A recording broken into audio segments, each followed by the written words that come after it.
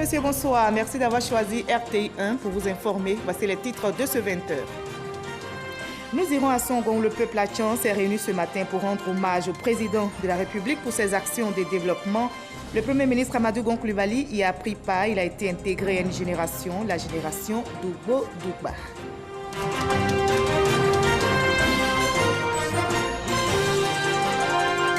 70 experts de l'aviation civile issus de 24 pays africains viennent de prendre part à une formation sur la certification des aérodromes à Abidjan.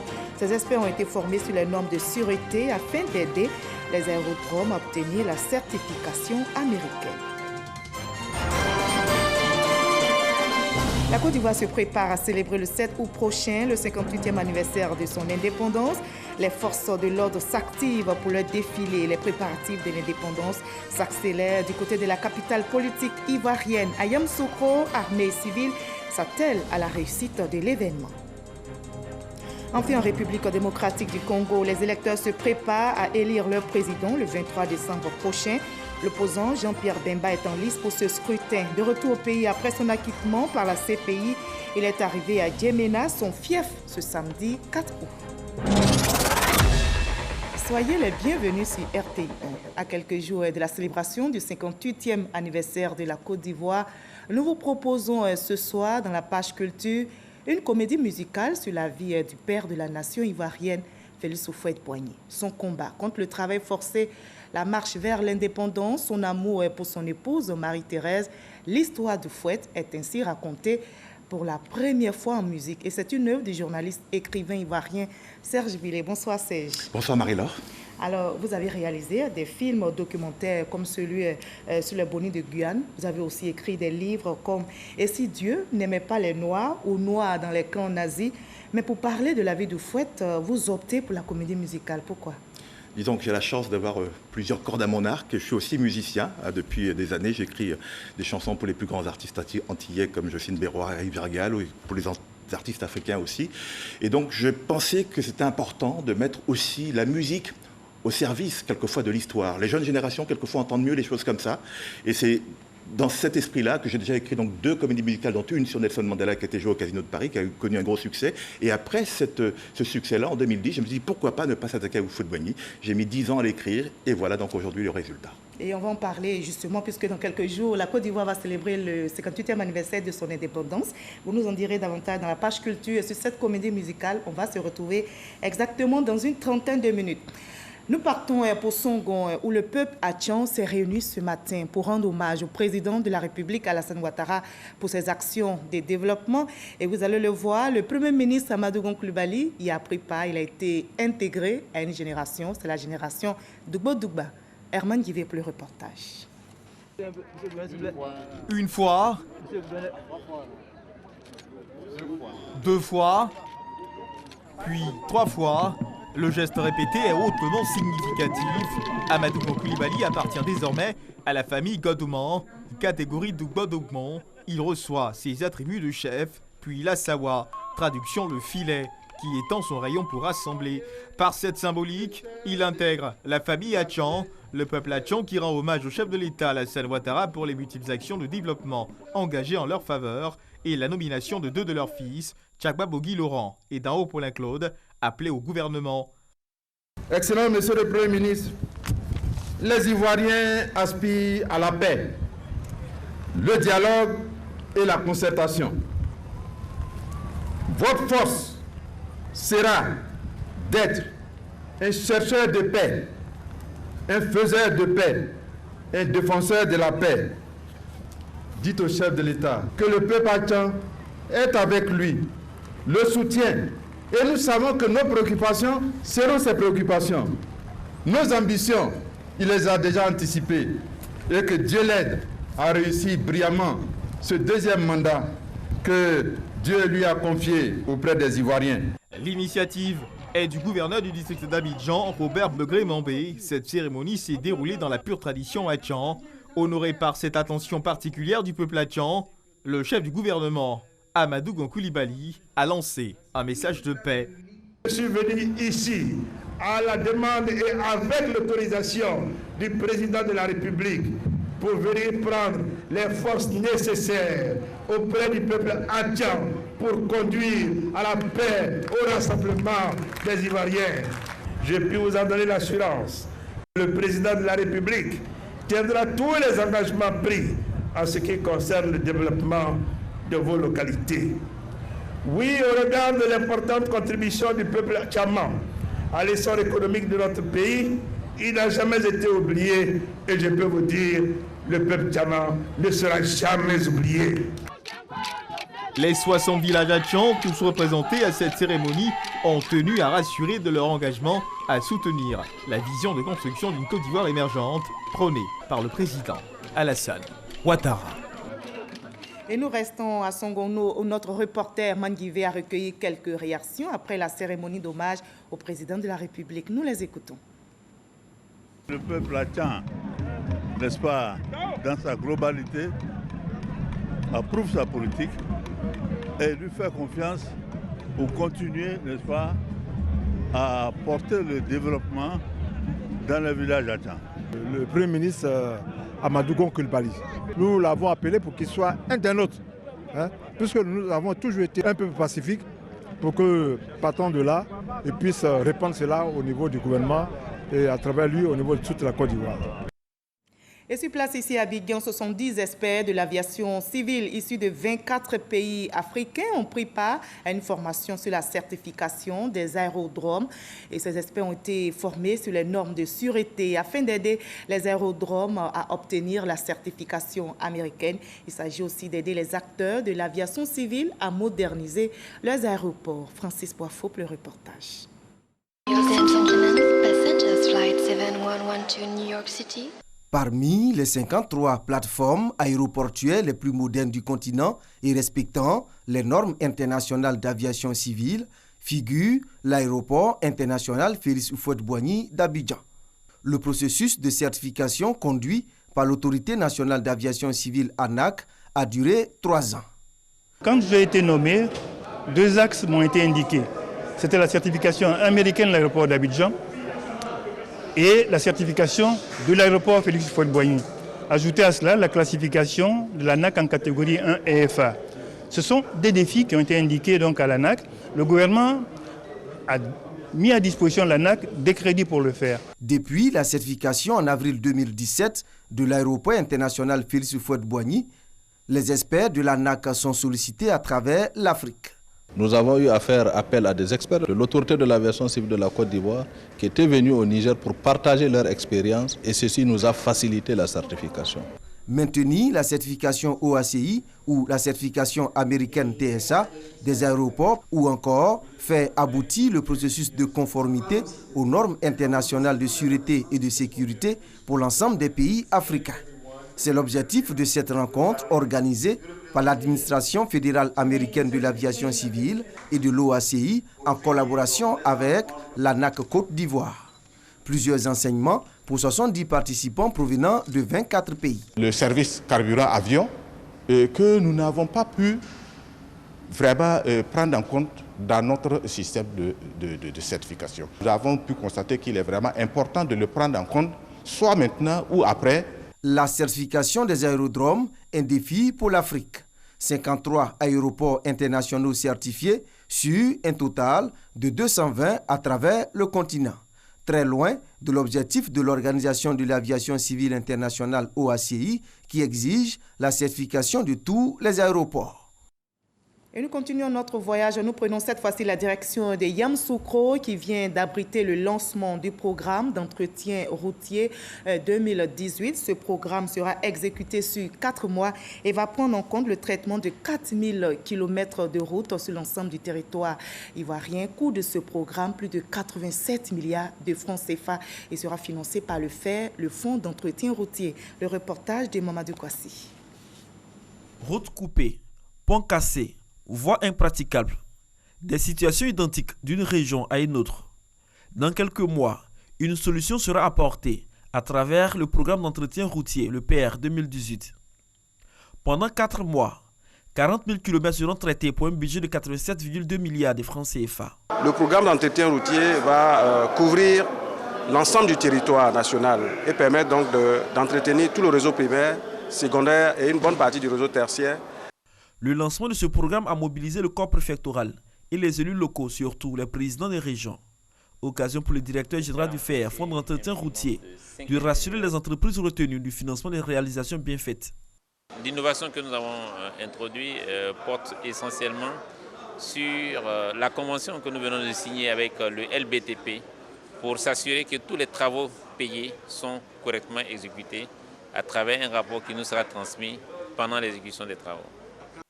Pour ce programme d'entretien routier 2018, ce sont 130 entreprises nationales qui ont été retenues. Et pour le ministre de l'Équipement et de l'Entretien routier, ce choix s'inscrit dans la vision du président de la République, Alassane Ouattara, de créer des richesses au plan local. Amédée Kouakou Kofi invite par ailleurs les entreprises à la qualité. Le chef de l'État a souhaité que désormais, lorsqu'on fait des travaux, si les travaux ont été mal exécutés, évidemment, ces entreprises-là seront sanctionnées. Les bureaux de contrôle seront sanctionnés. Notre objectif n'est pas d'arriver à la sanction, mais nous attirons leur attention pour que tous les travaux qui vont être faits, ces travaux-là soient correctement suivis. Et dans le cadre donc, de la route Akupé-Kotobi, soyez rassurés, l'entreprise va reprendre les travaux. Dans tous les cas, ça n'a pas été réceptionné, elle va reprendre à ses frais. Ce programme est une satisfaction pour les présidents des régions et surtout pour les préfets qui ont été désignés pour des superviseurs locaux pour ces travaux d'entretien routier. Depuis 2012, ce sont plus de 300 milliards de francs CFA qui ont été mobilisés pour le précédent programme d'entretien routier. La Côte d'Ivoire dispose aujourd'hui d'environ 82 000 km de routes, dont 15 500 km de routes de terre. Pour sa première sortie, le ministre Bruno Koné-Nabagné, nouveau ministre de la Construction, du Logement et de l'Urbanisme, s'est rendu sur le site de Songon-Kassamblé pour s'enquérir de l'état d'avancement du projet présidentiel de logements sociaux d'une superficie de 429 hectares. Le site de Songon accueille 80 000 logements sur les 150 000 annoncés par l'État ivoirien. Cheikh Koné. Donner un coup d'accélérateur au programme présidentiel des logements sociaux. C'est l'objectif visé par le tout nouveau ministre de la Construction, du Logement et de l'Urbanisme.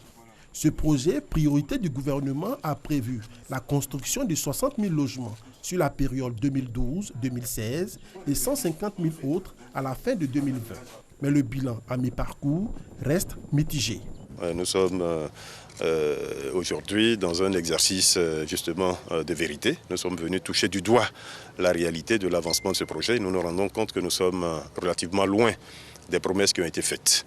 Je voudrais ici dire les excuses de l'ensemble des acteurs gouvernementaux pour le retard qui a été noté et pour le retard qui est imputable au gouvernement.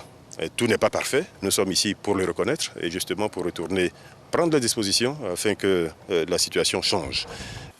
Un mea culpa au nom du gouvernement que Bruno Nabagné Koné entend traduire en actes dans les semaines à venir, à travers la prise en compte de tous les facteurs bloquants.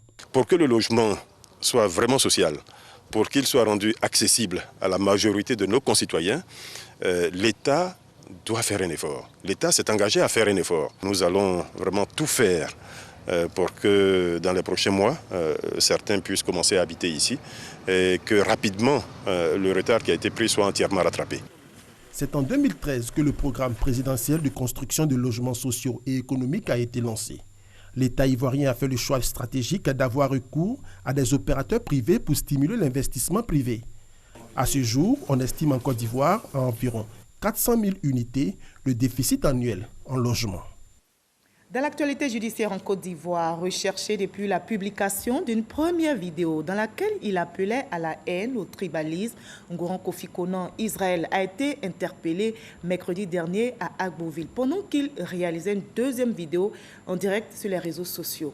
Hier vendredi, le procureur de la République a prononcé une conférence de presse pour apporter des précisions, le témoignage de Gabriel Zani. Incitation à la haine, appel à la division entre les communautés. Voilà ce qui a entraîné l'interpellation de Ngouran Kofi Konan Israël le mercredi 1er août à Agboville.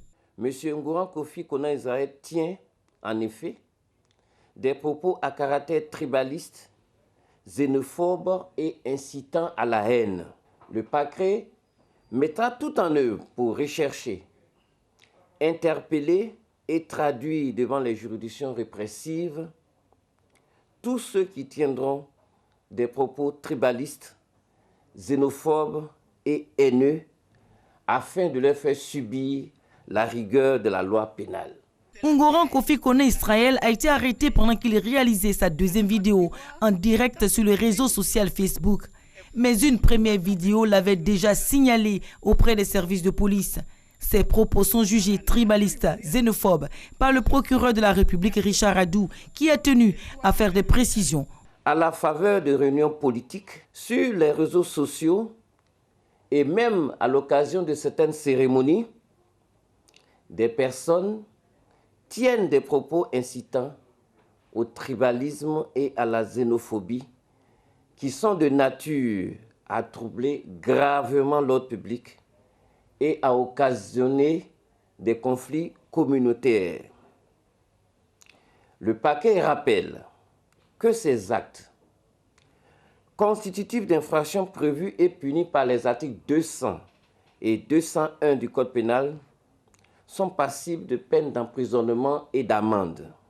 Ungoran Kofi Koné Israël fait l'objet à ce moment d'une enquête préliminaire. Selon le procureur de la République, de façon ordinaire, un discours haineux est passible de 10 ans d'emprisonnement et d'une amende de 5 millions de francs CFA. Mais ces peines sont doublées quand les faits de xénophobie, de tribalisme et d'incitation à la haine sont diffusés par voie de presse ou de communication large, en l'occurrence les réseaux sociaux. Et lui répondra aussi de les actes devant les tribunaux. La direction de la police économique et financière vient justement de mettre fin aux activités de 5 présumés fraudeurs. Ils ont été interpellés dans la commune de Yopougon. Et ça donnait une pratique illicite de jeu de hasard, communément appelé l'auto gagnant. Ils seront donc conduits devant le parquet pour répondre des faits de concurrence déloyale. Dans le cadre de la coopération décentralisée sous l'impulsion du Conseil régional du Tongpi, une délégation du gouvernement de Henan, une province chinoise, a séjourné récemment dans la région du Tongpi en vue de signer des accords de partenariat dans plusieurs secteurs d'activité. Vous allez le voir, il y a eu des séances de travail, entre autres à l'université de Mans, et des visites des sites touristiques découvertes avec notre correspondante sur place, Eve Bouy. L'université de Mans, dernière née des universités publiques de Côte d'Ivoire, fait son bilan 2 ans après son ouverture. L'année académique 2017-2018 achevée depuis plus d'1 mois, place aux préparatifs de la prochaine rentrée sous de meilleurs auspices. En termes de perspective, nous pensons pour l'année 2018-2019 l'ouverture de l'Institut de développement du district des montagnes, ce qui est vraiment un institut de développement des territoires où nous allons ouvrir un master en métier du tourisme et une licence professionnelle en métier du tourisme. Et pour le long terme, le président de l'Université de Mans envisage le partage d'expériences avec des universités nationales et internationales. Nous comptons aussi soutenir nos enseignants dans les phases de recherche, permettre à nos étudiants de pouvoir aller faire des formations dans ces universités, terminer leur formation là-bas, ou bien permettre à notre personnel d'aller apprendre des expériences pour pouvoir soutenir tout ce qui se fait au sein de l'université. Aujourd'hui, sous l'impulsion du Conseil régional du Tongpi, l'Université de Mans reçoit la visite d'une délégation chinoise conduite par Qian Guoyu, vice-président de la conférence consultative politique du peuple chinois pour la province de Henan. Objectif, initier une coopération entre l'Université de Mans et des universités de la province de Henan. C'est impressionnant la vitesse de développement de l'université sous 3 ans seulement. Et nous avons vu beaucoup de potentialités de collaboration entre l'Université de Mans et les universités de la province de Roland dans les différents domaines comme les échanges des enseignants et des étudiants. Outre le secteur de l'enseignement supérieur et la recherche scientifique, d'autres secteurs comme l'agriculture, l'artisanat, le commerce, la santé, le tourisme, la culture, entre autres, seront impactés par cette visite. Une visite inscrite dans le cadre de la coopération décentralisée et qui intervient après les voyages en Chine du président du Conseil régional du Tongpi en avril, mai et juin 2018. Nous avons eu l'occasion de rencontrer les autorités de Henan et ils nous ont invités à participer à un forum. Et à marge de ce forum-là, nous avons signé une lettre d'intention donc de coopération entre le Tongpi et la province de Henan. Et je suis heureux aujourd'hui de recevoir cette délégation de haut niveau qui vient voir ce que nous faisons ici. Et donc ensemble, nous avons discuté des possibilités de coopération dans plusieurs domaines. Les hôtes de marque ont bien pris le pouls de la région du Tompi. Visite de quelques sites touristiques, en l'occurrence la forêt sacrée de Gbepleu avec ses singes emblématiques. Et pour finir en beauté, une soirée artistique et culturelle. Sans doute un petit avant-goût du prochain festival Nidalé où les futurs partenaires sont très attendus. Nous voit présent le chapitre politique de ce 20h avec Konan Kwadio Siméon, dit KKS, ex-candidat à la présidentielle de 2010 et de 2015 en Côte d'Ivoire. Il appelle à la paix. KKS a donc prononcé une conférence de presse à la Maison de la Presse au Plateau et il invite tous les leaders politiques ici en Côte d'Ivoire à une concertation nationale en vue de la préservation de la paix dans le pays. Olivier Irébi, Herman Guivet signe ce reportage. À l'approche de 2020, Konan Kwadio Siméon, connu sous le pseudonyme de KKS, ex-candidat à la présidentielle, constate des tensions au sein de la classe politique ivoirienne. Du RHDP au FPI, en passant par le MFA, l'UPC, le PIT et bien d'autres, l'on assiste à des poussées de fièvre qui pourraient mettre à mal la cohésion sociale, selon KKS. Pour cette raison, le conférencier lance un appel à la cohésion sociale. Appelons tous les partis. Appelons tous les militants et militantes de tous les partis. Appelons toutes les forces vives de la nation et ensemble, rebâtissons l'unité nationale pour la renaissance de notre pays. Oui, chers compatriotes, tel est, j'en suis convaincu, le seul schéma, la seule alternative pour contourner le piège de l'implosion. Toujours selon KKS, il faudrait créer très rapidement les conditions d'un consensus national autour d'idées fédératrices d'un nouveau contrat social au service du pardon, de la réconciliation et de la paix.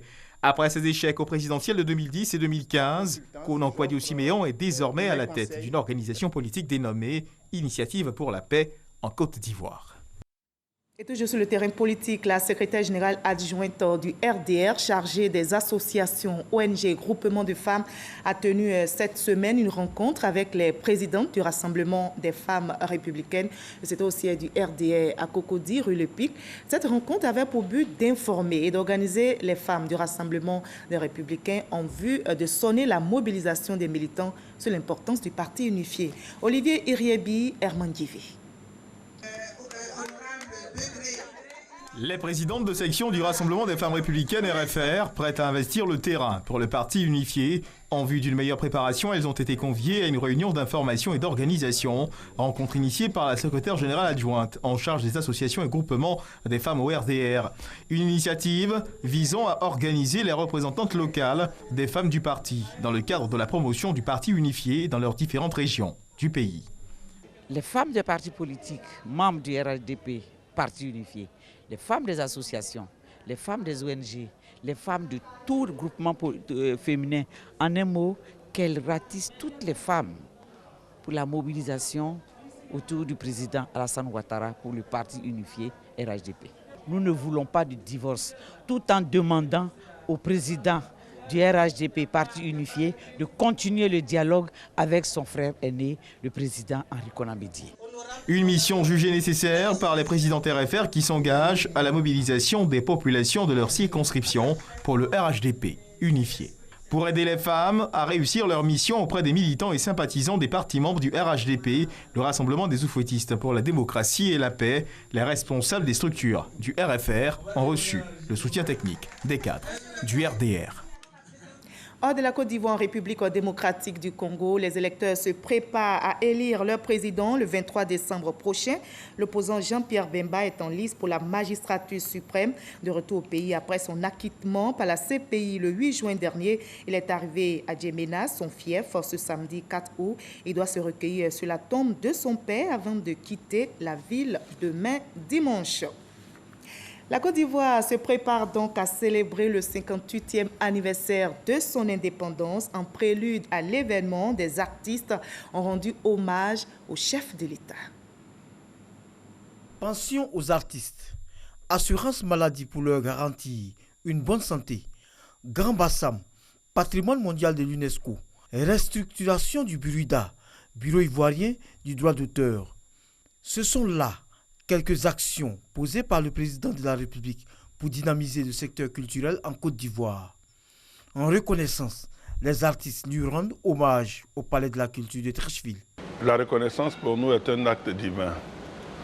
Nous ne faisons pas de politique, mais nous apprécions la politique qui est faite pour nous. Et c'est pourquoi, aujourd'hui, après avoir constaté que nous avons des pensions, de 10, nous sommes à près de 80, que ce soit en Côte d'Ivoire, que ce soit dans la diaspora. Nous constatons aussi que Bassam est devenue une ville mondiale.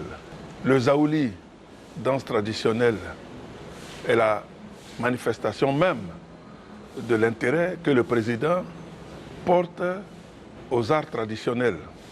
Nous avons aussi le balafon, c'est un instrument millénaire que nous connaissons et qui aujourd'hui, grâce à l'action du président de la République, est donc patrimoine immatériel de l'UNESCO.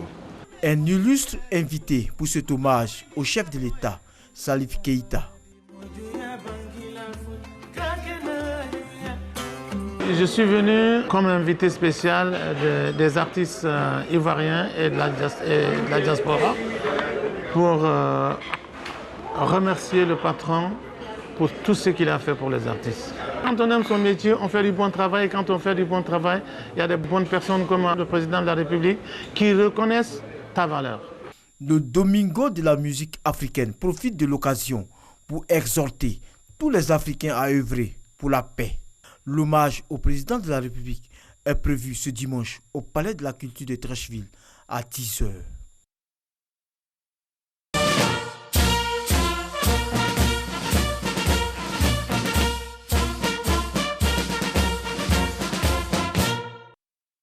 Voilà, la Côte d'Ivoire, notre pays aura 58 ans et ce pays-là va célébrer le 58e anniversaire de son indépendance. La Marine nationale, en prélude donc au défilé de l'indépendance, vous allez le voir, a présenté une parade nautique sur le plan d'eau lagunaire au quai Fruitier. C'était en présence du ministre d'État, ministre de la Défense, Ahmed Bakayoko.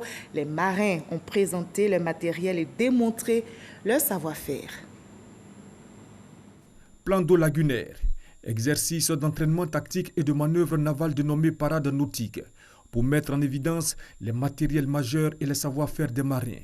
La Marine nationale apporte sa touche en présence du ministre d'État, ministre de la Défense Ahmed Bakayoko, en initiant un défilé nautique en prélude à la fête nationale du 7 août. Nous attendons à travers cette initiative promouvoir et faire connaître au grand public les activités de la Marine nationale par la présentation de ces vecteurs navals et fluviaux lagunaires à travers un entraînement tactique et un concept de manœuvre afin de raffermir le lien armée-nation. La Marine nationale, dans l'accomplissement de ses missions, dispose de différents types de moyens, dont des embarcations et des vedettes permettant à ses hommes de se déplacer et d'intervenir rapidement.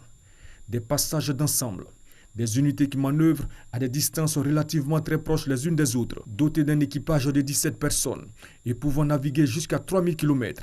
Ces patrouilleurs peuvent effectuer des missions dans le cadre de l'action de l'État en mer. Aux côtés des patrouilleurs, des embarcations spécialement conçues pour satisfaire aux exigences des forces spéciales et des commandos marins. Autre temps fort du ballet nautique, une démonstration de capacités jouée par les fusiliers marins commandos, simulant la prise de contrôle d'un navire hostile.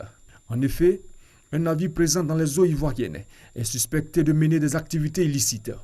Informé, l'état-major de la Marine nationale dépêche une équipe de fusiliers marins commando.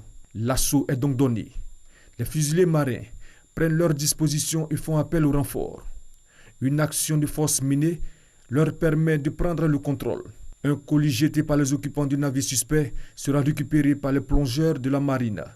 Fin de la manœuvre. C'est la première du genre depuis l'indépendance de la Côte d'Ivoire qu'on a une parade nautique qui montre la montée en puissance de la Marine nationale de Côte d'Ivoire. Nous avons, sous l'instruction du président, une coordination de l'activité de l'État en mer et le chef de l'État a voulu équiper la marine de patrouilleurs, de navettes, d'embarcations qui font aujourd'hui que notre armée est capable de protéger notre zone économique maritime.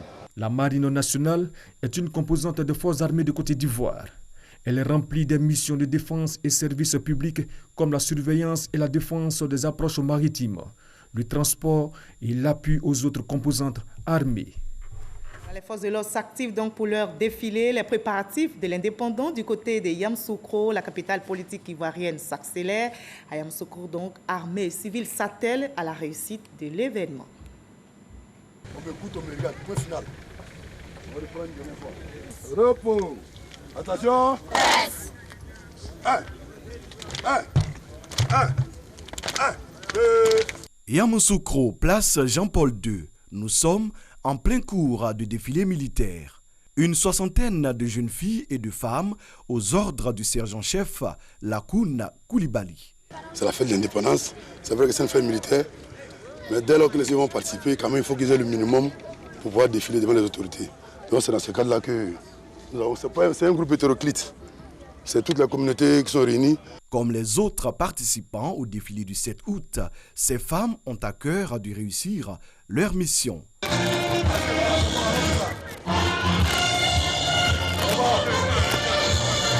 Je n'ai jamais participé à un défilé, surtout le 7 août. C'est vraiment une joie pour moi d'être là.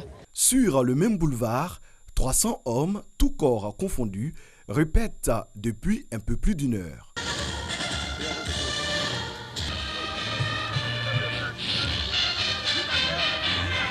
Le colonel Ibrahim Haïdara de la 6e Légion de gendarmerie et le lieutenant-colonel Issouf Ouattara de l'EFA, l'école des forces armées, veillent à la discipline. C'est un jour exceptionnel. La fête du 7 août, ce n'est pas tous les jours. Donc nous leur demandons quand même un effort au niveau du défilé, le balancement des bras, l'alignement dans les rangs, l'alignement dans les colonnes. Le pas cadencé, ça doit se faire parfaitement. Toute cette organisation est chapeautée par le préfet de Yamoussoukro qui suit de près l'évolution des préparatifs. Nous sommes dans la capitale politique et quand on est dans la capitale politique, on n'oublie pas le nom du père fondateur. Et donc c'est un acte de civisme déjà, d'attachement aux idéaux du président fondateur de ce pays. Le lendemain matin, civils et militaires se retrouvent pour une marche sportive, une façon de renforcer la cohésion.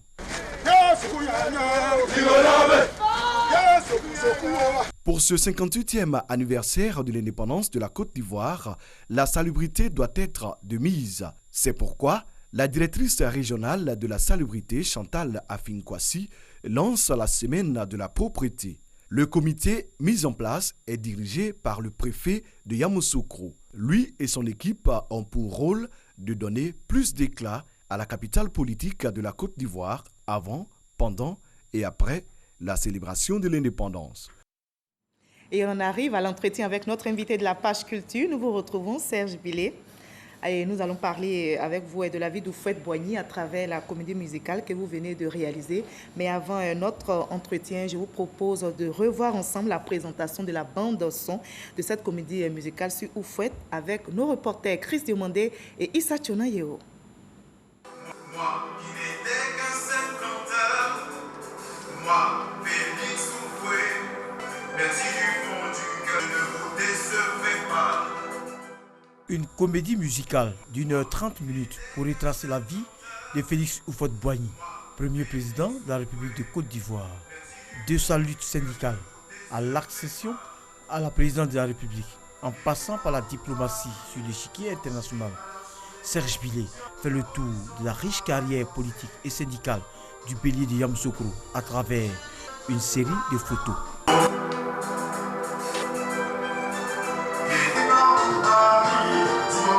À l'Assemblée constituante, l'abolition du travail forcé. Était un grand homme. Derrière lui se cachait une grande dame, Thérèse Houphouët-Boigny, une femme qui a partagé les peines et les moments de gloire auprès de cet homme exceptionnel, grand bâtisseur de la Côte d'Ivoire moderne. Je ne suis pas seul, approche-toi.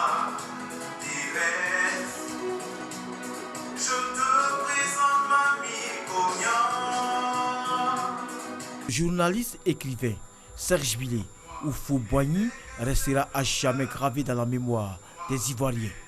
Le film fera l'objet d'une représentation théâtrale dans les jours à venir. Alors Serge Billet, dites-nous d'où vous est venue l'idée de cette comédie musicale basée sur la vie de Houphouët-Boigny? Je suis impliqué dans la musique depuis une vingtaine d'années, aux Antilles où j'habite, mais aussi avec des artistes africains, que ce soit au Cameroun, que ce soit en Côte d'Ivoire. Et j'ai déjà eu l'occasion d'écrire des comédies musicales, de voir l'impact que ça pouvait avoir sur le public, puisque c'est les publics de tous âges. L'idée d'une comédie musicale, c'est d'abord une histoire, et puis une histoire d'amour, et puis donc raconter tout ça pour que tout le grand public puisse se retrouver. Et c'est aussi une façon de pouvoir faire passer l'histoire.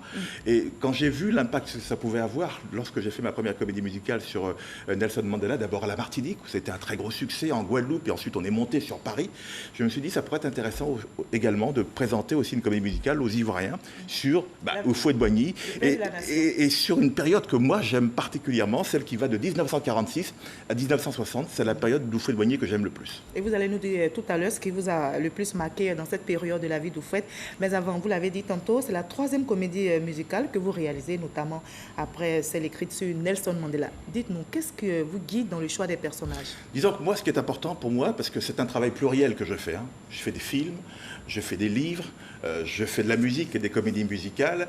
Ce qui est important pour moi, c'est que tout ça puisse se correspondre. Sur des livres, je peux parler de personnages inconnus, comme le succès du dernier livre sur Boni, cet esclave d'origine baoulé qui s'est retrouvé donc au Suriname. Sur des personnages donc un peu connus, et puis sur les comédies musicales où ça demande que ça frappe davantage.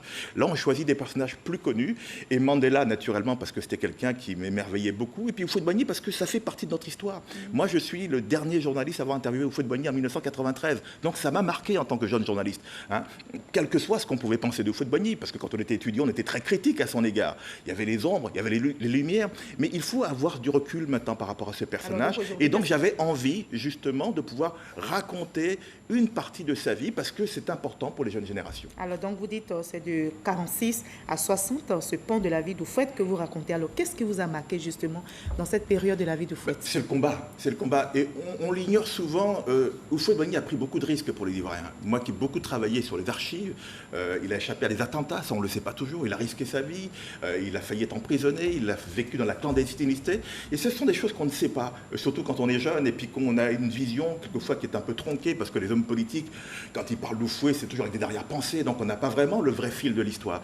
Et donc ça, c'est quelque chose qui m'a marqué dans son personnage. Et puis, au-delà même des ombres et des lumières dont je parlais tout à l'heure, Houphouët-Boigny, c'est quelqu'un qui avait une qualité qui est le dialogue politique. C'était quelque chose qu'il prônait constamment. On l'a vu d'ailleurs dans l'affaire de l'Afrique du Sud, où il a été très critiqué lorsqu'il a envoyé Fologo avec sa femme blanche pour dialoguer dans quelques Sud-Africains, parce qu'il savait qu'il ne gagnerait pas par la guerre et par les armes.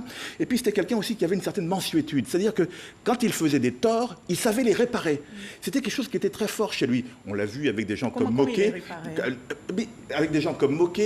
au moment des complots de 63, des gens qui ont beaucoup souffert de son intransigeance, et qu'il réhabilitait ensuite. Et donc il savait faire ça. Et peut-être que c'est ça qui nous manque aujourd'hui en Côte d'Ivoire, ce dialogue et cet esprit de réparation pour pouvoir mieux amorcer une réconciliation qui n'arrive toujours pas. D'accord. Alors, vous dites que tous ces valeurs-là, vous prônez par Houphouët, vous ont marqué. Aujourd'hui, quel peut être l'impact sur la nation ivoirienne? Ce qui est important, c'est de préserver l'héritage. Mais préserver l'héritage, non pas par rapport aux politiques qui se le confisquent entre eux. Il faut que ce soit un héritage culturel de tous, à la fois faire tout un travail culturel auprès des populations, parce que on voit bien aujourd'hui, la culture, c'est le parent pauvre de ce pays. C'est souvent ce que nous dit le ministre Bandama lorsqu'on le sollicite. Donc ça veut bien dire qu'il y a tout un travail à faire au niveau de la culture, donner des moyens pour que cette culture donc infuse, et puis l'éducation. Ce sont tout ça, ces héritages de Houphouët-Boigny qui nous manquent aujourd'hui. Et peut-être que si on se remettait à sa source réellement, non pas dans les discours politiques, mais dans la réalité de ce qu'on vit au quotidien, peut-être que ce pays serait différent. Alors, vous portez un intérêt à l'histoire, vous le dites. D'ailleurs, vous travaillez sur l'histoire des Noirs depuis 25 ans. Alors, concernant votre pays, mon pays, notre pays, la Côte d'Ivoire, quel est l'intérêt de connaître de vivre l'histoire de Houphouët-Boigny, surtout pour cette jeune génération qui n'a pas connu Houphouët-Boigny? Mais on dit que souvent, ceux qui ne connaissent pas le passé sont condamnés à le revivre. On a connu des moments difficiles dans l'histoire de la Côte d'Ivoire, y compris avec Houphouët-Boigny, parce que j'ai parlé des ombres et des lumières, et on connaît des moments difficiles aujourd'hui, vous le savez, donc en Côte d'Ivoire, avec des partis qui sont divisés, on l'a vu dans le reportage tout à l'heure, le RHDP est divisé, le FPI est divisé, les Ivoiriens sont divisés, ils sont surtout inquiets par rapport à ce qui va venir demain. Donc peut-être qu'en essayant d'aller à la source de celui qui prenait le dialogue, on sera peut-être capable de pouvoir reconstruire, retisser les liens dont on a besoin aujourd'hui pour envisager l'avenir sereinement. D'accord. Alors, comédie musicale, c'est un genre qui est nouveau, qui n'est pas trop connu du public ivoirien. Vous n'avez pas un peu de crainte que peut-être l'histoire ne soit pas bien promue? Les Ivoiriens sont comme tous les publics. Ils ont envie de choses qui les font à la fois rêver, imaginer, réfléchir, et puis s'amuser, se détendre. Et c'est tout ça une comédie musicale. C'est vraiment un spectacle familial. Et donc là, on va mettre en œuvre tout le travail qu'il faut pour pouvoir donc monter le projet, parce que la bande-son est finie, ça fait 8 ans que je travaille dessus. Voilà, maintenant, nous avons confié donc à l'agence Vaudou le soin de travailler sur les budgets. Ensuite, ce sera les castings. Donc bientôt la présentation on espère dans quelques mois la présentation. Donc tout se met en place petit à petit. Voilà, c'est par étapes. Alors mardi, on aura 58 ans. La Côte d'Ivoire va célébrer le 58e anniversaire de son indépendance. On vous demandait, dans la vie d'Houphouët, dites 3 valeurs à retenir avant de nous quitter sur ce plateau. Le dialogue, ça je le dis et je le répète encore, c'est très important. Le combat, parce qu'il s'est battu, hein, c'est quelqu'un qui a risqué sa vie. Et puis peut-être aussi l'amour de son pays. Je crois que quand on aime son pays, quand on est attaché à son pays, on est capable de se dépasser pour son pays, pour faire en sorte justement que les Ivoiriens soient réconciliés. Et je pense que ce qui nous manque aujourd'hui, peut-être quelquefois, aussi bien chez les politiques que chez les militants qui se battent les uns avec les autres, c'est l'amour du pays. Merci beaucoup, en tout cas, Serge Billet, d'avoir été notre invité de la page culture de ce 20h. Vous l'avez compris, ce journal est terminé. La paix, l'amour, le combat, mais dans l'amour. Fin de ce 20h et à demain à la même heure.